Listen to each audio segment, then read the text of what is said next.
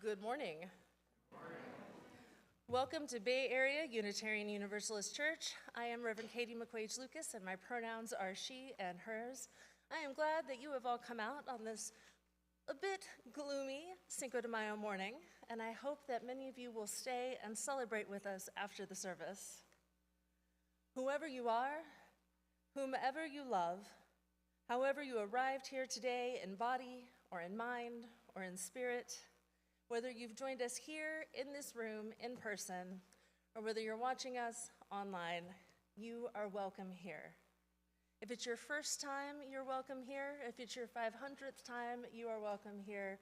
No matter how you came to us today, we are glad that you are here, and we are glad to be together. We begin this morning with words from Megan Visser. We enter this sanctuary for kindness and comfort. May rough, worn hands and aching backs be healed. We enter the sanctuary of hope for equality. May those who labor to survive know justice.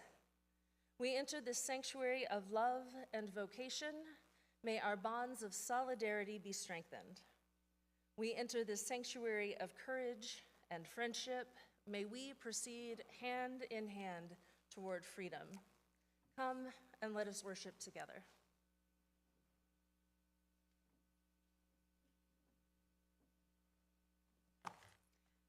Good morning. Lillian Bell will light our chalice for us this morning.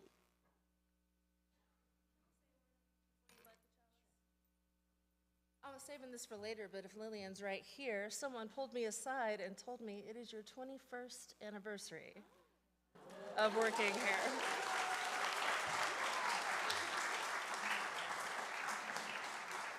And I was going to save that for another spot in the service, but I could not pass up the opportunity of having her lighting our chalice as we celebrate. So.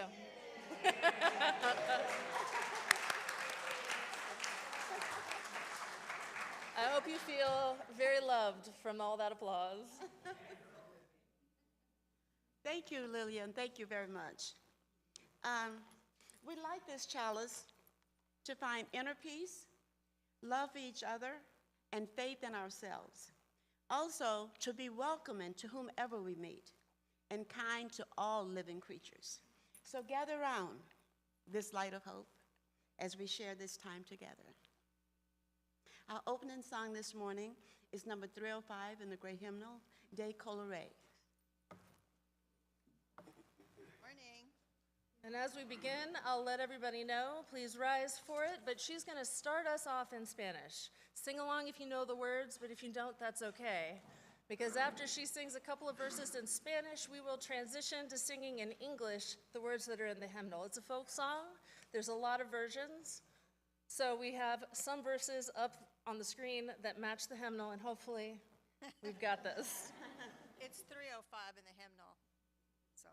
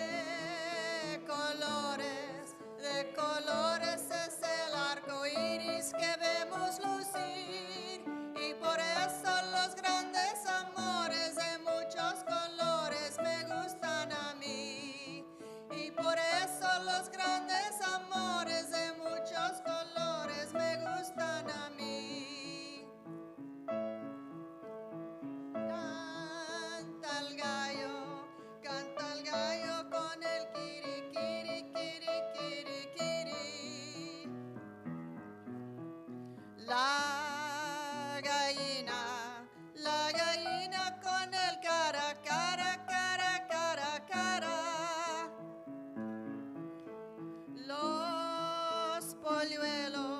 Los polluelos con el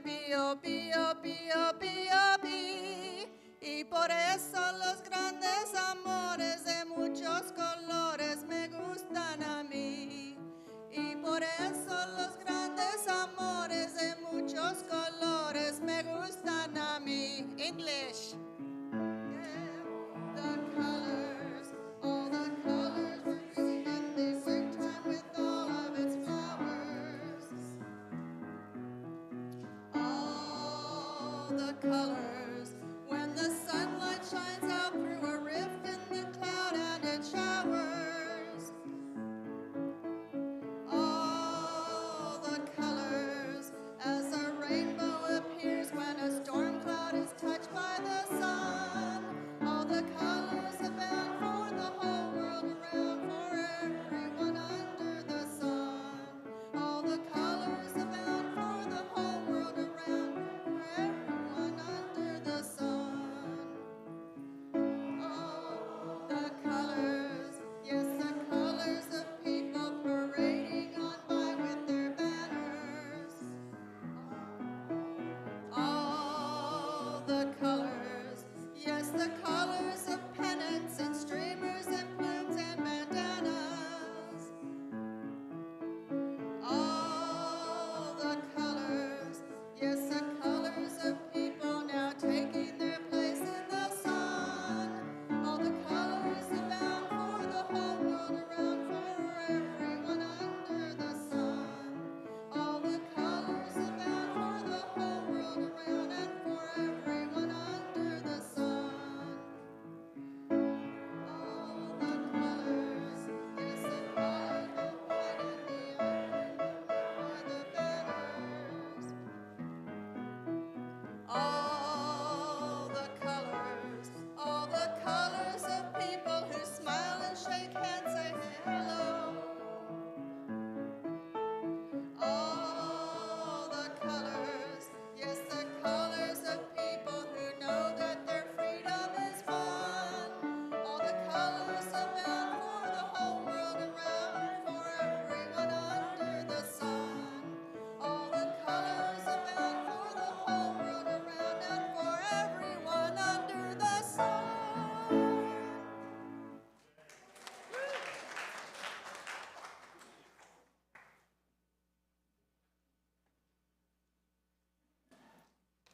Now it is time for our covenant. In the face of hate, we answer the call of love. In the face of exclusion, we answer with the call of inclusion. In the face of homophobia, thank you. In the face of homophobia, we answer the call of LGBTQ rights. In the face of racism, we answer the call of justice for all races. In the face of xenophobia, we answer the call of pluralism. In the face of misogyny, we answer the call of women's rights. In the face of demagoguery, we answer the call of reason. In the face of religious intolerance, we answer the call of diversity. In the face of bigotry, we answer the call of open-mindedness. In the face of despair, we answer the call of hope. Please join me as we affirm our covenant. Love is the doctrine of this church. The quest of truth is a sacrament, and service is its prayer. To dwell together in peace, to seek knowledge in freedom, to serve humanity in fellowship, thus do we covenant with one another. Thank you. We have a responsive reading this morning. It's number 567 in the gray hymnal. Number 567.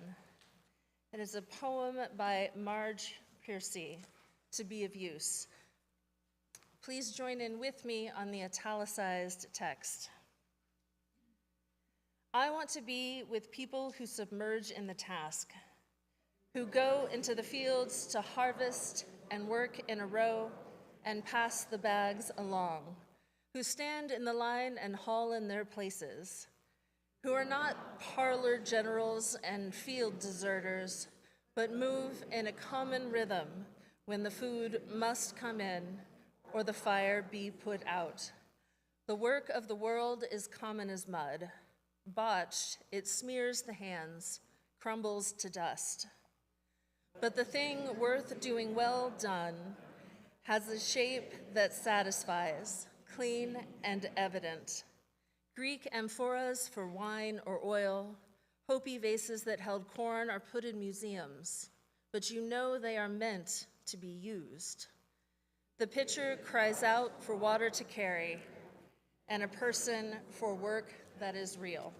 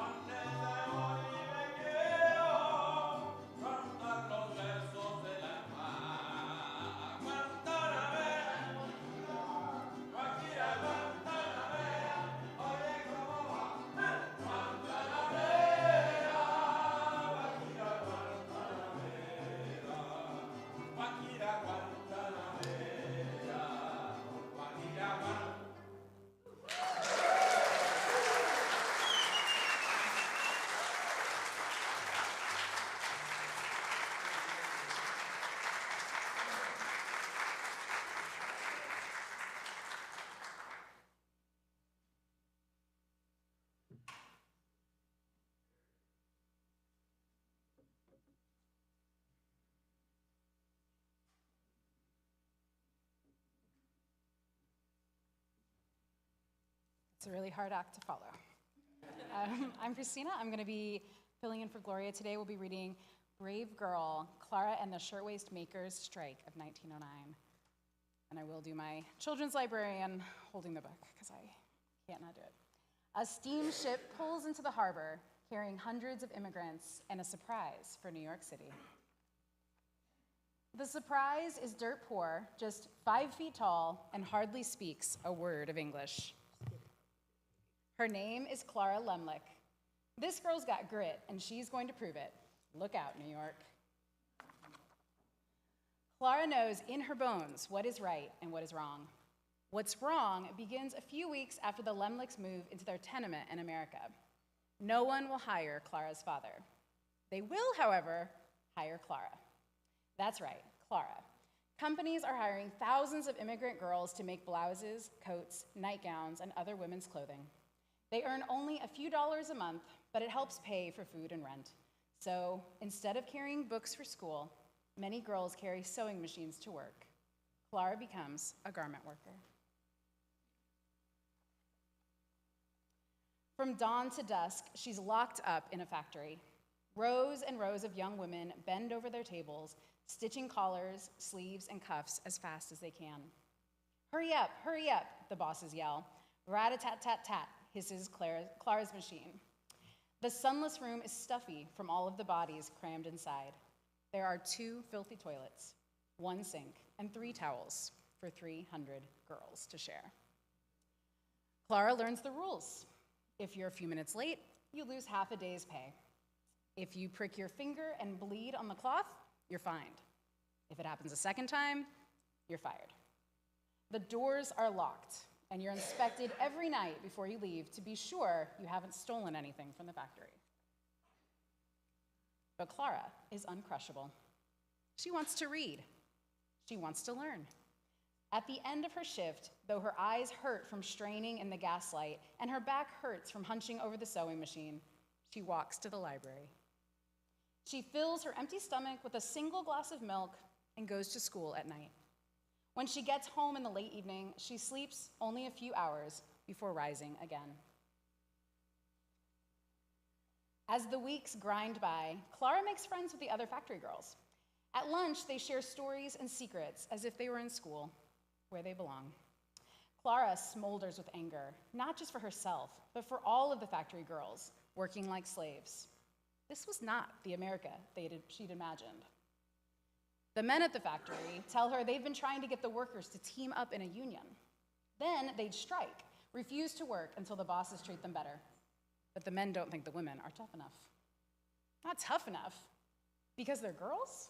Oh, yes, they are. Clara knows it. She'll show them. From then on, at the sewing tables and on the street corners, Clara urges the girls to fight for their rights. When the seamstresses are overworked, she says, strike. When they're underpaid, she says, strike. When they're punished for speaking up, she cries, strike. And the girls do. Each time Clara leads a walkout, the bosses fire her. Each time she pickets, her life is in danger. The bosses hire men to beat her and the other strikers.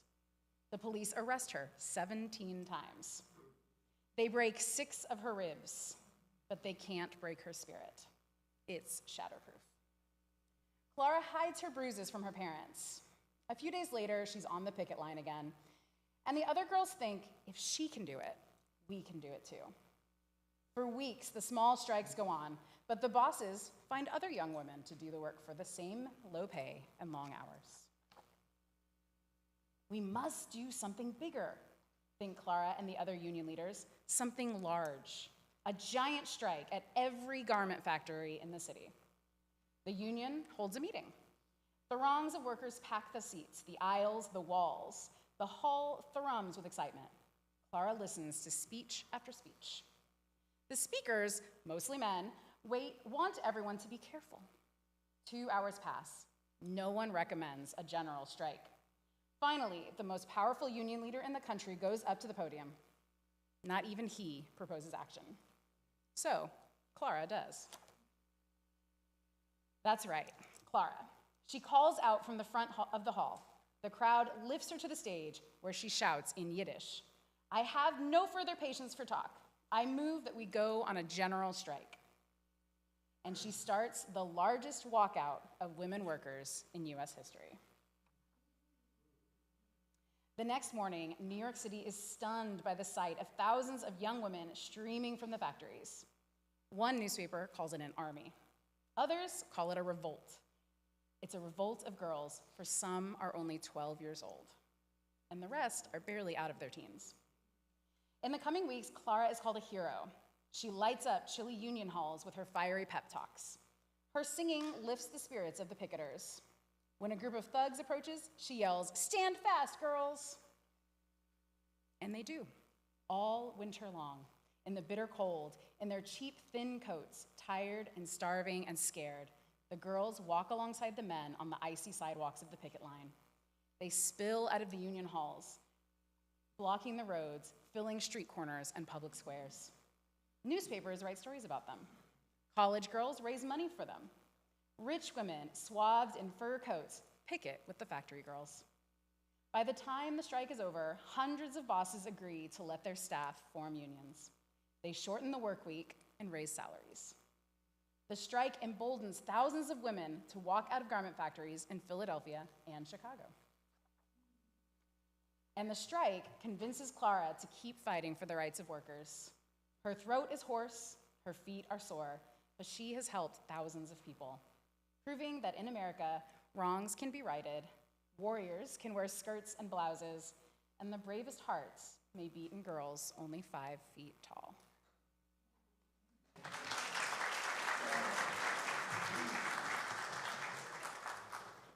Our keeper of the flame this morning is Stella.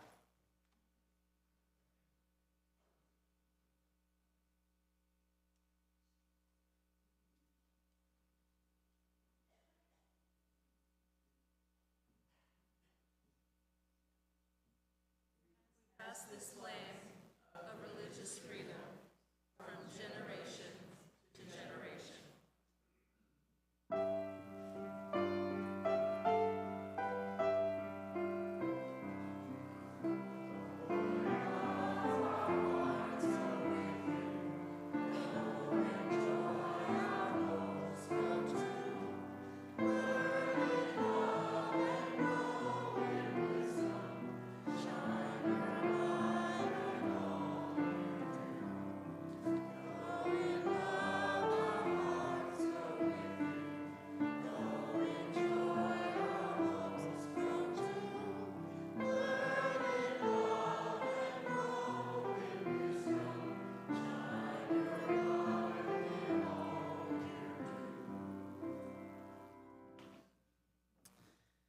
When we gather on Sunday mornings, we light candles.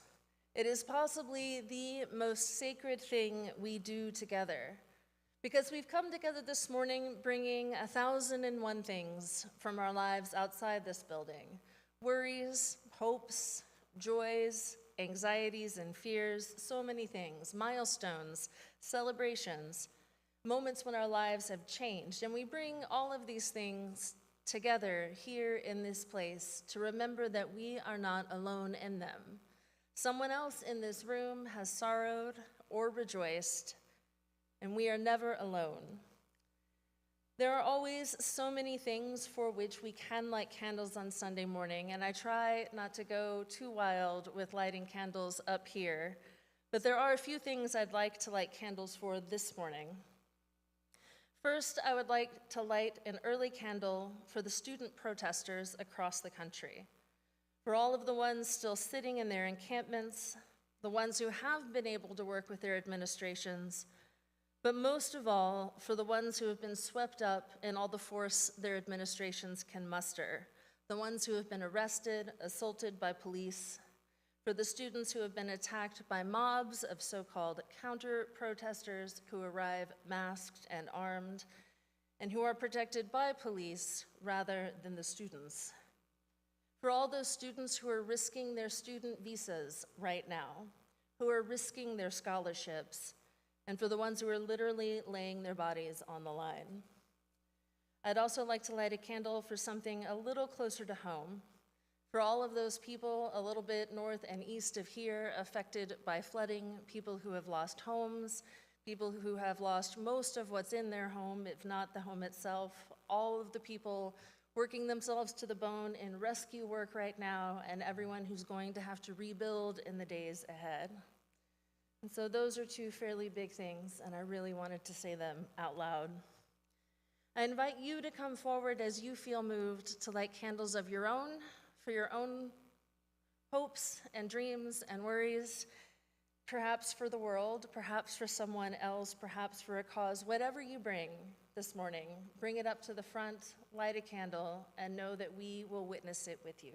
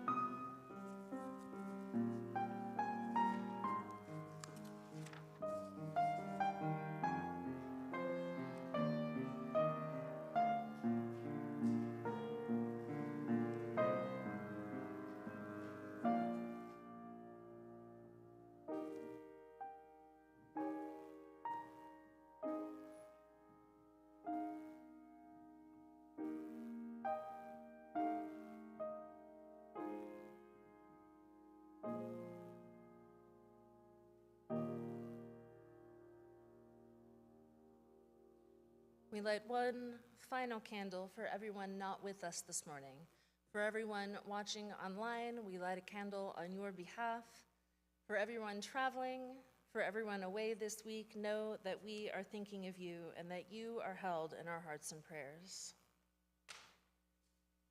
Please join with me in prayer. Spirit of life, source of creative movement, the unfolding of the universe, help us open ourselves to your presence so that we might participate in that movement and join in the work of creation. We lift up our hearts in gratitude for this day, for the chance to be together, for this glimpse of rest amid the labors of our week, for the beauty of the morning. In a fragmented world, we long for wholeness, for the opportunity to find our place, the work that demands our hands and our minds and our hearts. Help us to find the work in this world that is ours, but also the joys and play that are rightfully ours. Help us to remember life's richness even in the struggle, and perhaps find joy in the work itself too. Amen, and may it be so. Please remain seated for our prayer in song, our meditation hymn. It's Meditation on Breathing. It's number 1009 in the teal hymnal. We're going to do it 3 times.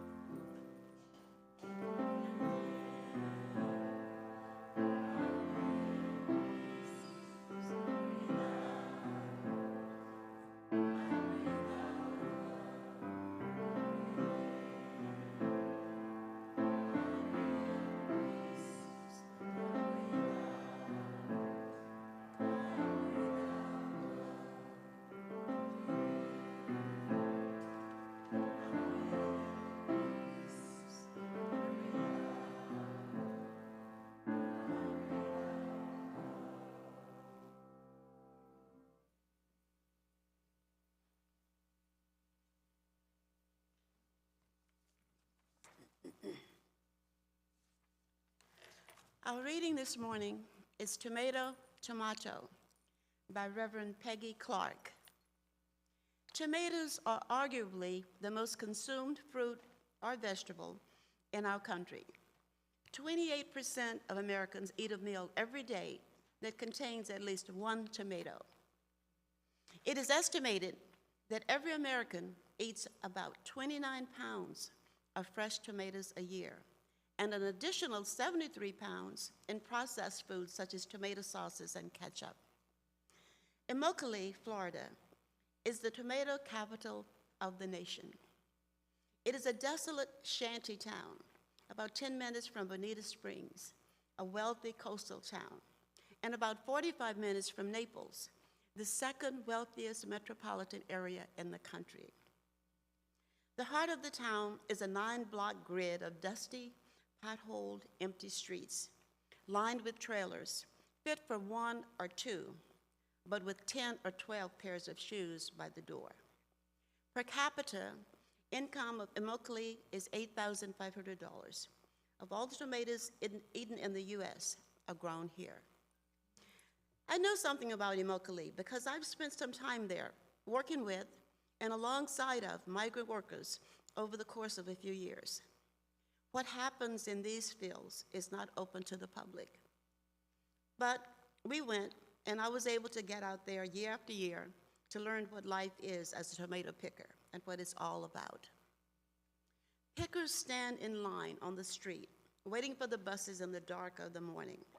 This makes sense to me, not because tomatoes need to be picked at 5 a.m., but because most citizens don't want to see the faces of the men who work these fields. They pile onto the buses, hoping to get a space. Not everyone will have a work every day.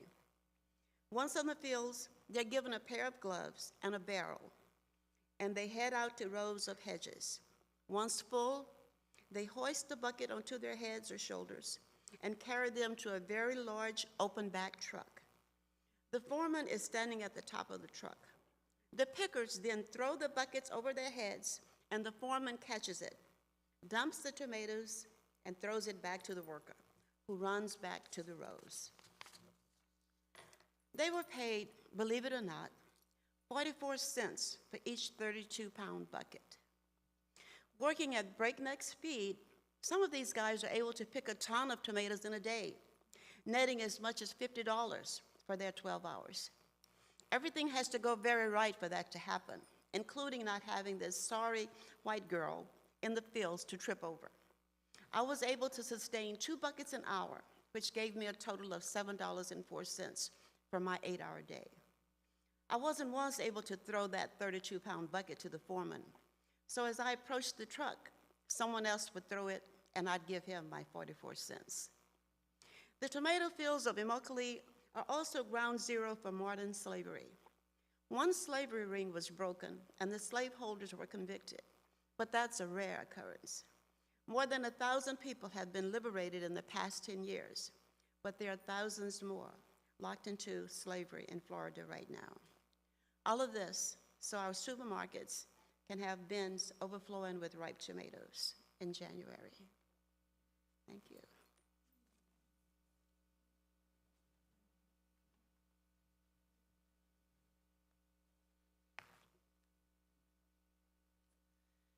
"8 hours for work, 8 hours for rest, 8 hours for what we will." The slogan of the 40-hour work week about 100 years ago. And leading up to that moment, the American Civil War, the Depression that followed in the 1870s, after those things, there was an enormous economic boom. Railroads and factories popped up across the country. Chicago became a major industrial hub. Immigrants, especially German and Bohemian immigrants, worked 6 days a week, 10 hours a day, in fairly dreadful conditions across industries. And the bosses would hire agencies like the Pinkertons, who later became detectives but originally started out as union busters, to bust attempts at union organizing and to keep firm divisions between different labor constituencies, especially stoking divisions along ethnic lines. Union and organizers demanded an 8-hour day and a 40-hour work week. They gathered and they set May 1st, 1886 as the deadline. If their demands weren't met, they would walk out. As that deadline approached without any real movement on their demands, the Federation of Organized Trades and Labor Unions called for a general strike. Workers turned out in New York City, in Detroit, in Milwaukee. The union organizers came out, so did the socialists and the anarchists. Everyone showed up. In Chicago, on the west side, at the McCormick Reaper plant on May 3rd, police fired on gathered workers who were attempting to walk out. Activists quickly organized a rally for the following day at Haymarket Square.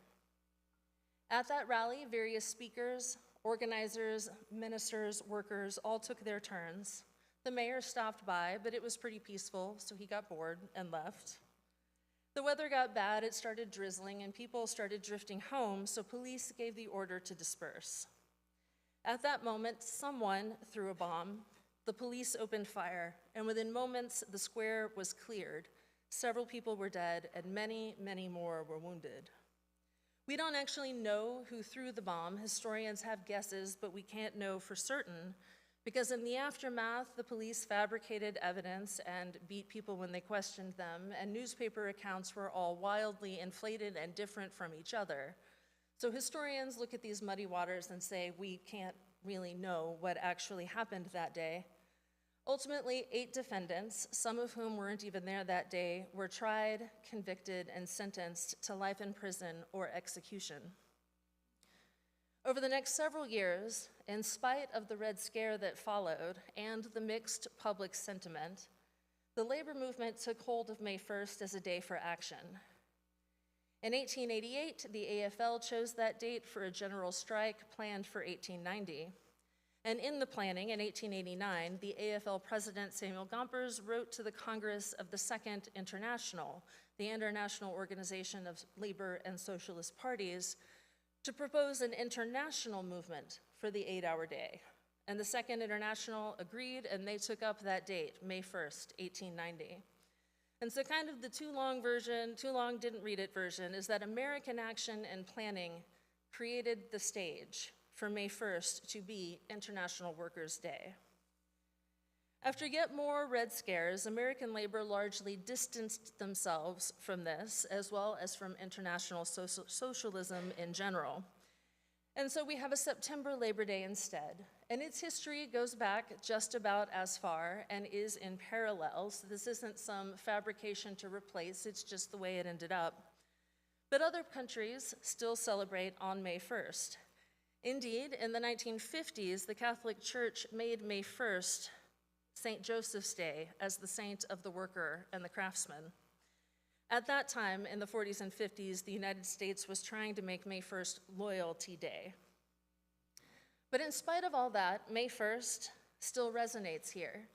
Many of you may remember the Day Without an Immigrant, the 2006 general strike protesting immigration legislation, which happened on May 1st.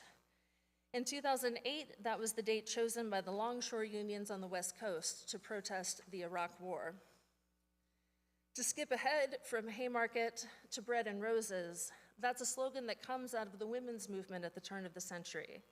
Suffragists often argued, as part of their reason for women having the vote, that it would lead to more meaningful and humane social policy.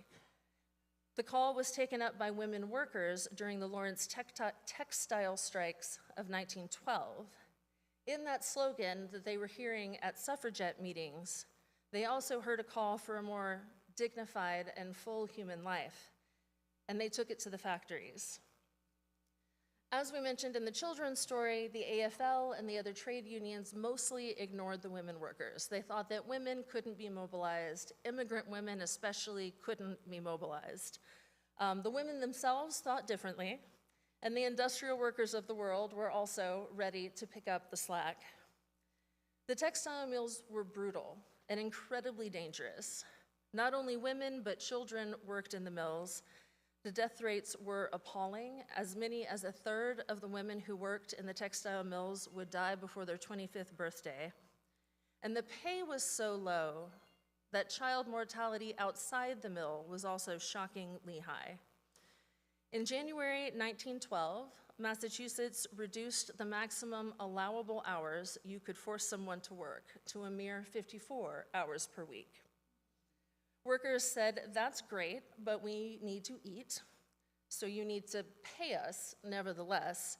And the bosses said, "No, we're going to pay you for 54 hours instead of 56, 58, or 60.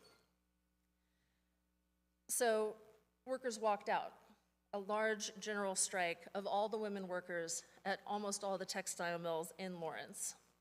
And that strike had at least 2 direct casualties. Anna Lopizzo was shot by police, and John Ramey was bayoneted by the Massachusetts militia. Media coverage of police beating women, who were often holding their children in their arms, did a lot to turn the tide of public sentiment. And mill owners rather quickly offered various concessions, which were then offered by other companies and other towns anxious to avoid a spread of these events. And possibly my favorite tidbit about this story is when they turned the water hoses on the women workers in January, the women workers picked up the ice and smashed every window in the factory. Suffragists and women workers kept up the phrase in various forms: bread for all and roses too, bread and roses. In a May 1912 speech, activist Rose Schneiderman said, "What the woman who labors wants is the right to live, not simply exist. The right to life as the rich woman has the right to life. Sun, music, and art. You have nothing that the humblest worker has not a right to have also. The worker must have bread, but she must have roses too. Help, you women of privilege, give her the ballot to fight with." I'm going to assume that folks in this room are more familiar with more recent history around farm workers and the farm movements, and I assume you are all somewhat familiar with Dolores Huerta. It is, after all, living memory, unlike the 1912 strikes. The farm workers began largely outside of the labor movement as well, because, again, most of the established trade unions didn't really think it was worth organizing immigrants. And so they were more closely aligned with cooperative movements and mutual aid movements. In 1966, UFW activist Eugene Nelson came to Texas to organize the agricultural workers here. In the 1960s, the average life expectancy of a field worker was 49 years, about the same as the average life expectancy in a New England mill town half a century earlier. Again, child labor and high child mortality rates comparable to the textile industries. The milling growers had no access to water. They were frequently directly exposed to pesticides sprayed on the fields while they were working in the fields, and they were paid next to nothing. In this 1966 and 1967, they called out the Texas Rangers, and 2 workers were beaten, sparking intense federal scrutiny and congressional hearings. It actually went as far as a Supreme Court case, which, if you follow this sort of thing, you know how unusual that is. And in 1964, the Supreme Court actually limited the Rangers' jurisdiction, which seems so implausible with today's court. The case, Ali versus Medrano, found that the Rangers and local law enforcement had been themselves passing out anti-union pamphlets, making up crimes to charge people with, doubling and tripling the maximum allowable fines for misdemeanors, and yes, beating the hell out of the workers. There have been many actions over the centuries in this country, but I wanted to hit those high points and try to pull together a couple of loose threads. Today, in the present, the Texas legislature, and I think Florida as well, has restricted the ability of local governments to mandate water breaks. Our reading today was an excerpt from a sermon by Reverend Peggy Clark, also fresh, contemporary. She's currently serving out on the East Coast. And she goes on in the full version of her sermon to talk about the people who have been essentially enslaved and their actual stories with their names. A couple of the things that I want to highlight out of these stories, and the first is a focus on a life worth living, not simply having enough to survive, but fighting for a place in our common life, fighting for a voice in political affairs, and the ability to seek fulfillment and flourishing. Not only bread, but roses too. And another thing I want to highlight is the seemingly unchanging nature of the protest narrative. At every single event along this trajectory, people in power have claimed that there were outside agitators, that the cause was not worth fighting for, that the methods were inappropriate. Marches, sit-ins, boycotts, walkouts, strikes, all of these things have been called violent, even when they were not, and all of them have been called disorderly and inappropriate and not a good way to get things done. The women and children beaten in Lawrence were taking their children to the train station to send them out of town and out of harm's way when the police came for them.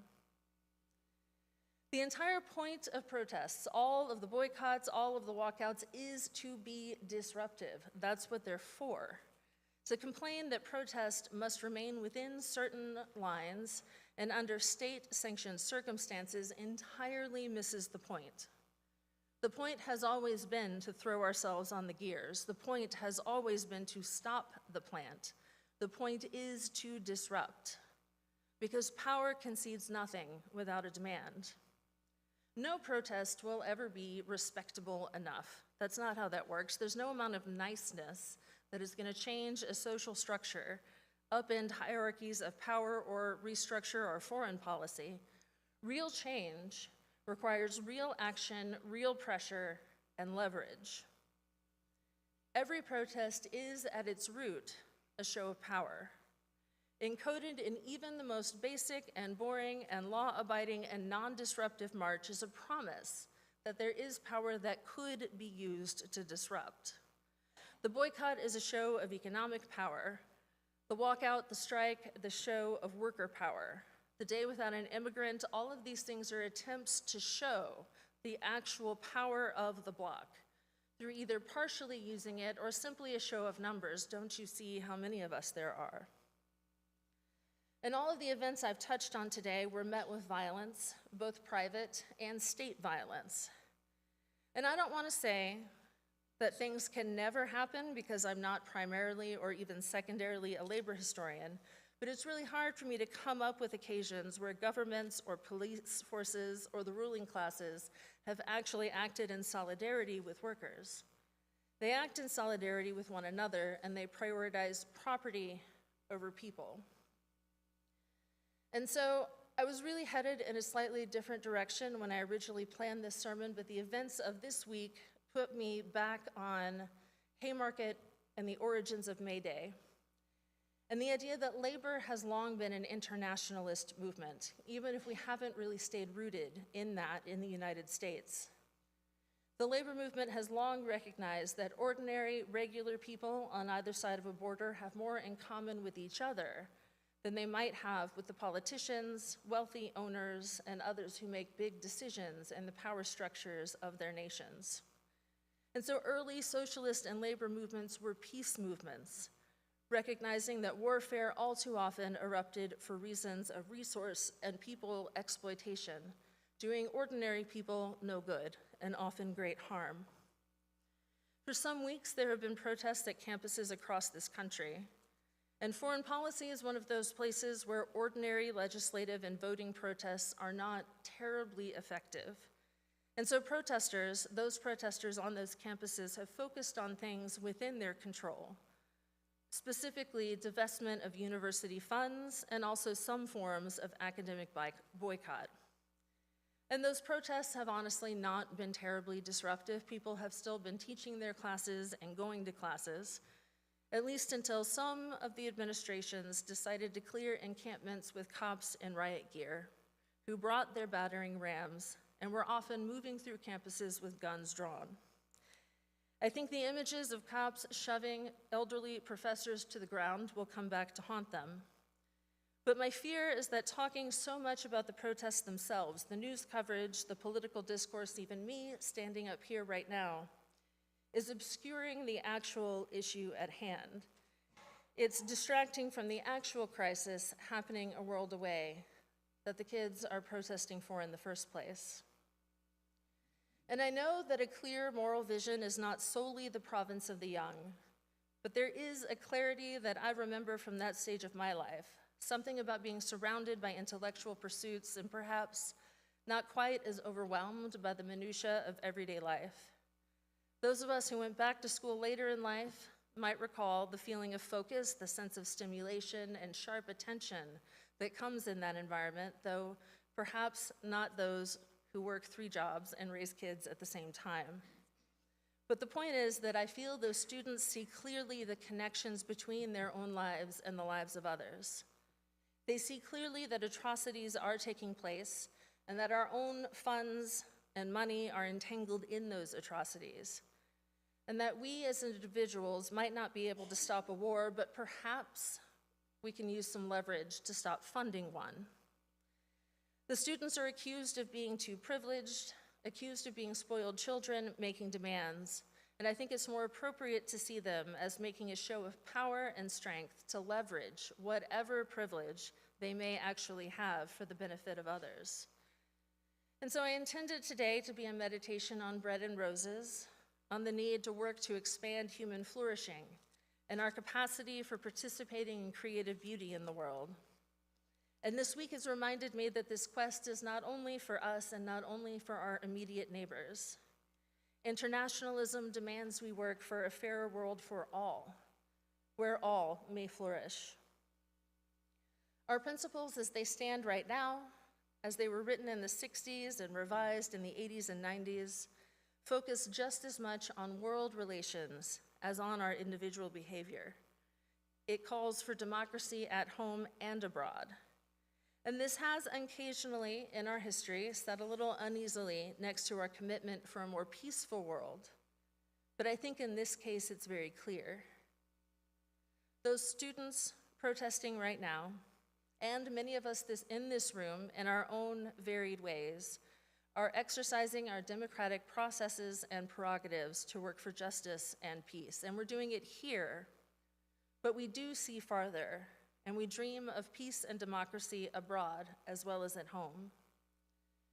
Those who value social order and tidiness more than the messiness of democracy, have proven they are more than willing to use violence to restore that order and tidiness.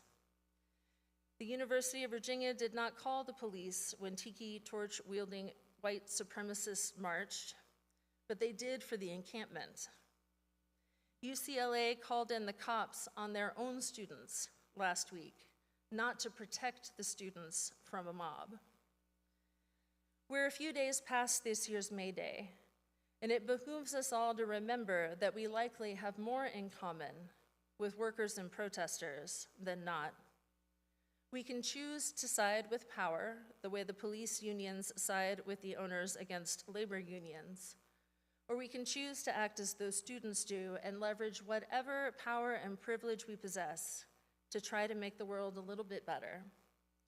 And as famine spreads in Gaza, perhaps we can use that to demand bread for them, and maybe roses too, one day soon. May it be so, and amen.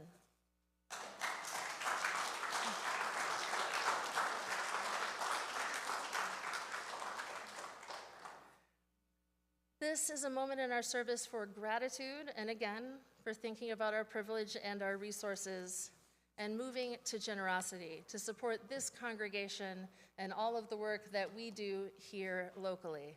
So please give as generously as you are able.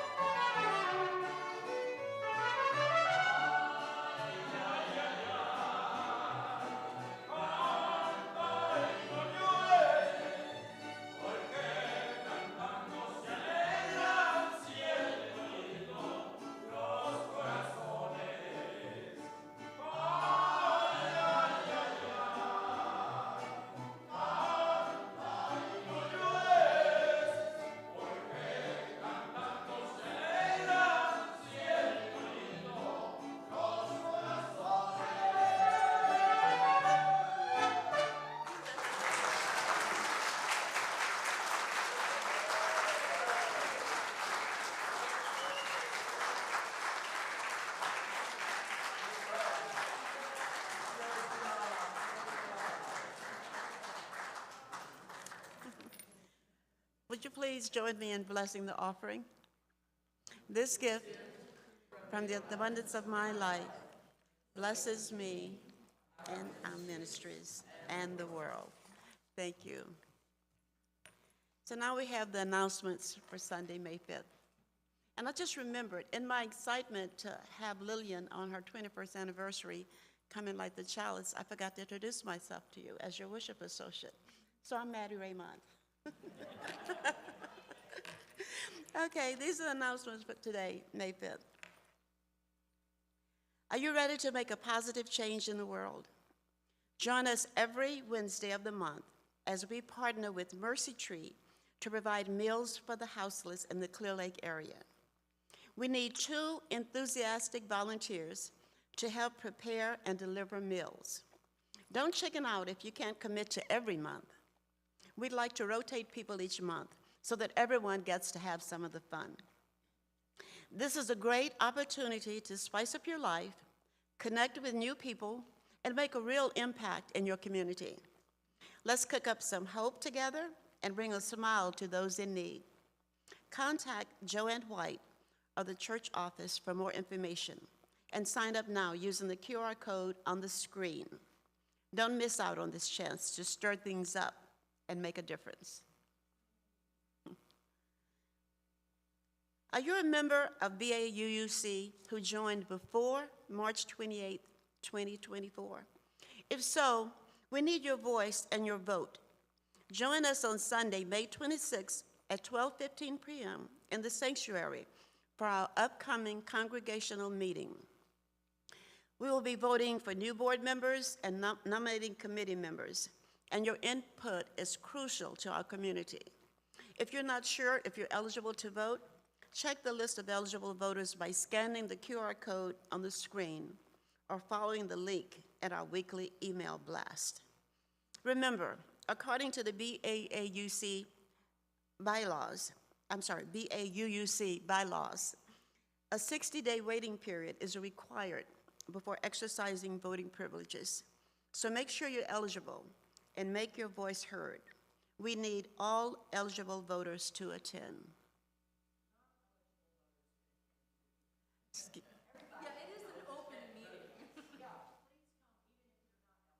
Oh, okay, I'm sorry. We'll scratch that last line. Everybody come.